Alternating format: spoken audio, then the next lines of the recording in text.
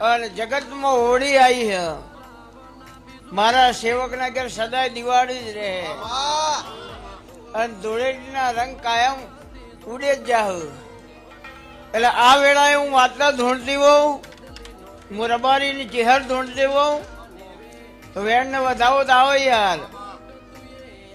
Gujarati picture નવું release થઈ રહ્યું છે. પિક્ચરનું નામ હું એકલો રબારી. એના હીરો, નિર્માતા અને પ્રોડ્યુસર પોતે ચેહરમાના દરબારમાં આશીર્વાદ લેવા માટે આવ્યા છે.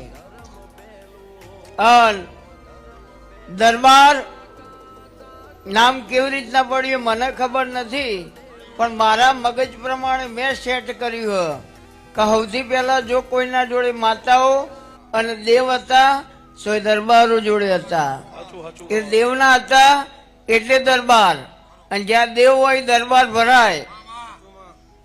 એ દરબાર એ દાડો રબારી અને દરબાર પહેલાથી ભાઈ તરીકે જોડે ચાલતા આવ્યા છે.